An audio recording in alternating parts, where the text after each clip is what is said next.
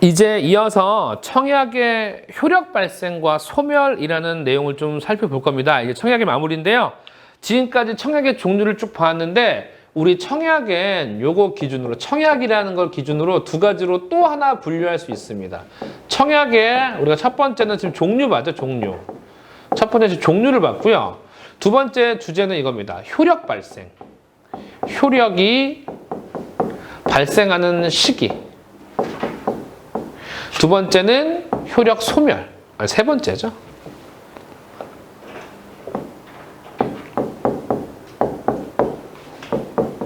효력 소멸 볼게요.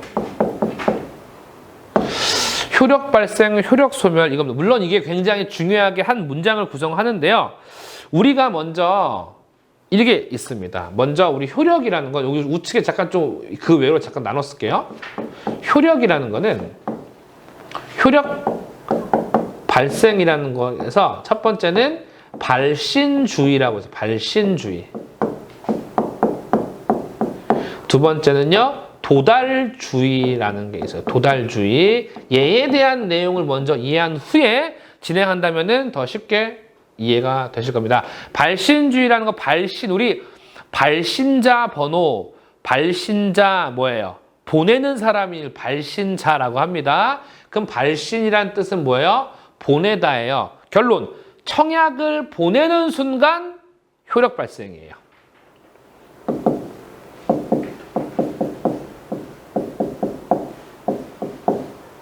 청약을 보내는 순간 뭐가 발생해요? 효력이 발생합니다. 청약을 보내는 순간 효력 발생합니다. 그래서 상대방 국가에 아직 도착하지 않았음에도 불구하고 이미 효력은 발생했다고 인지를 하는 겁니다. 두 번째 도달주의는요. 도달주의는 이거면 청약을 받는 순간.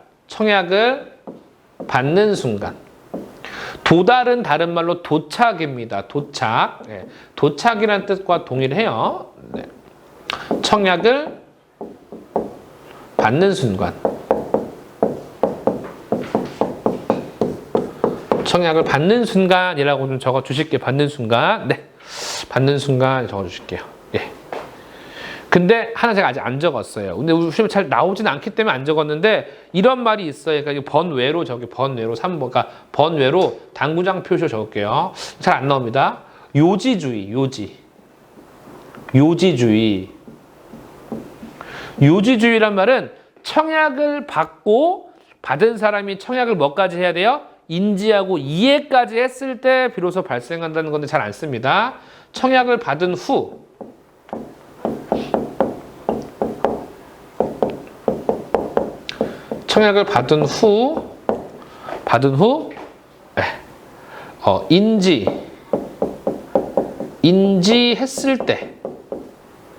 인지했을 때 효력이 발생한다는 겁니다. 그래서 발신주의, 도달주의, 요지주의라고 있지만 실제로 우리 청약에 대해서는 어떤 주의를 쓰는 게 원칙이에요? 도달주의를 쓰는 게 원칙입니다. 도달주의. 청약은 도달주의입니다. 네. 그럼 먼저 청약의 효력 발생에다 적어 주실게요.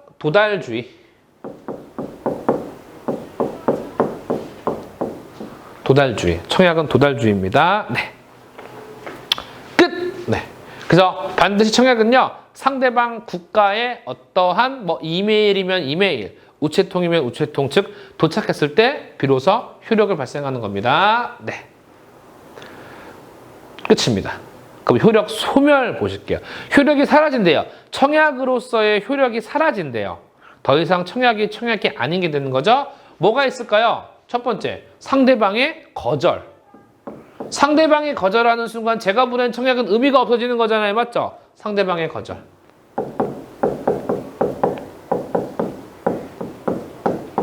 근데 재밌는 게 또 뭔지 아세요? 상대방이 승낙했을 때도 청약의 효력은 사라집니다.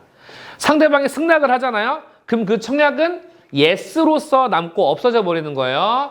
반대로 거절은요, no 하는 순간 사라지는 거고요. 상대방의 승낙 또한 청약이 효력이 사라지는 겁니다. 네.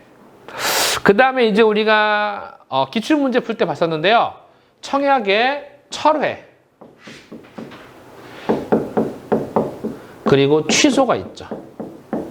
철회와 취소의 차이는 제가 기출문제를 풀면서 또 언급을 드렸었는데요.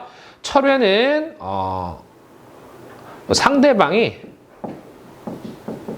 상대방이 인지하기 전에, 요거는 인지 후에.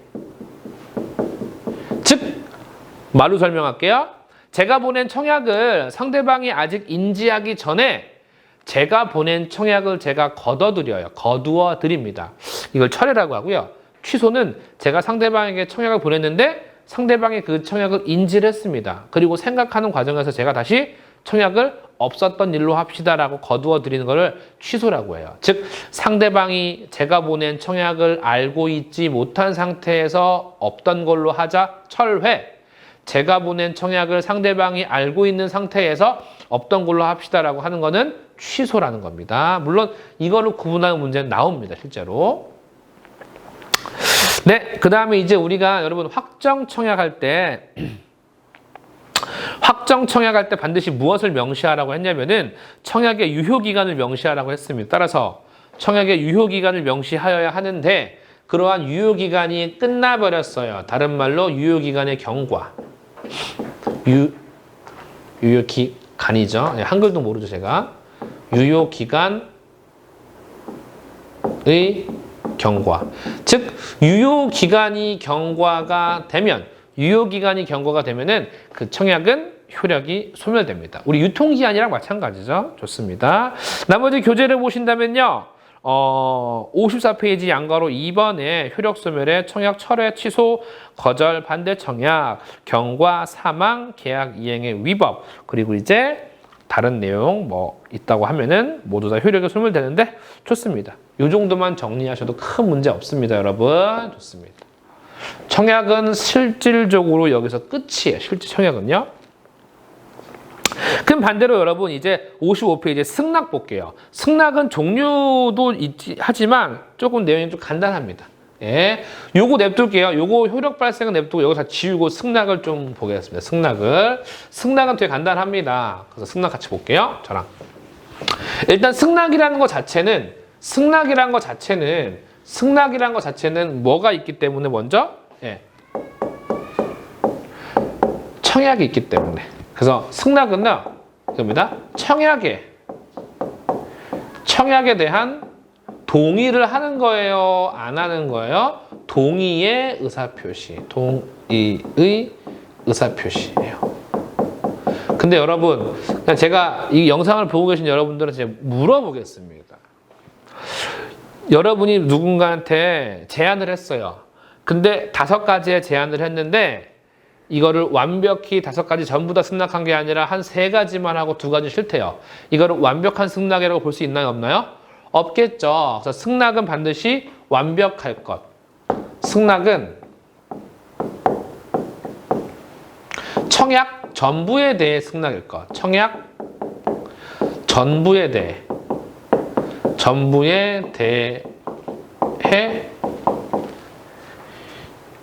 이루어질 것.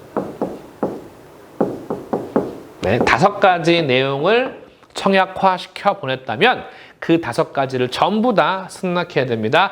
마치 거울에 비춘 것처럼 똑같아야 됩니다. 그래서 이거를 적어두세요. 경상의 원칙이라, 경상의 원칙. 네. 경상의 원칙이라고 하고요. 그 다음에 미러 이미지 룰이라고 해요. 미러 이미지 룰. 미러가 뭐야? 백미러. 백미러 거울이죠. 마치 거울에 비춘 것과 똑같이 승낙을 해야지만 하는 원칙입니다. 룰. 국룰. 네, 그 다음에 여러분 아시겠지만 흔히 말해서 5가지 중에, 그러니까 승낙을 하는데 자꾸 단서를 달아요. 짜증나게. 조건부 승낙. 인정될까요? 안 될까요? 안 됩니다. 조건부 승낙. 인정 X. 인정 X입니다. 인정 X입니다. 마지막 네 번째. 침묵은 뭘까요? 침묵. 침묵은 동의의 표시일까요? 거절일까요? 거절이겠죠. 예. 침묵은 거절. 침묵은요, 거절과 똑같습니다. 네, 침묵은 동의의 의사표시가 아닙니다. 네. 따라서 55쪽에 대한 내용 중에 제가 시험에 나오는 것만 우선 정리했는데요. 55쪽 기준으로 승낙의 acceptance의 승낙, 청약에 대한 동의의 의사표시이다. 반드시 청약의 내용과 일치하여야 한다. 미러 이미지 룰, 청약서상에 지정된 방법에 의해 의사표시하여야 한다. 4번에 부분 승낙은 승낙이 아니다. 그 다음에 부분 승낙에다가 적어주세요. 조건부 승낙이라고 적어주시고, 여러분 여기다 적어줘요. 인정되지 않죠? 조건부 승낙이란 건 뭐였죠? 우리 승낙을 의도하고 있지만 부가 조건을 바이어가 다시 제한하, 역제한하는 거지. 이게 뭐였죠? 아까 전에 같은 말로 반대 청약. 예, 반대 청약이라고 좀 적어주세요. 부분 승낙, 조건부 승낙, 반대 청약이라고 좀 꼭 적어주세요. 반대 청약. 5번. 지정된 방식이 없는 경우 상응하는 수단으로 통지하여야 한다. 예, 그래 주세요. 그래서 다른 건 필요 없습니다. 내용 가볍게 읽어만 주시고요. 지금 정리하고 요거만 보실게요. 네.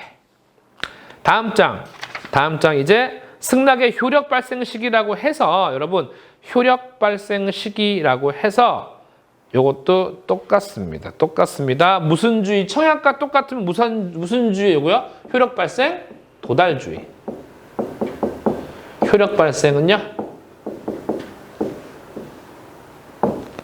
도달주의. 근데 도달주의 하나만 적어두세요. 일부 발신주의. 일부 발신주의라고 좀 적어주세요. 발신주의. 일부 발신주의라고 좀 적어주세요. 네.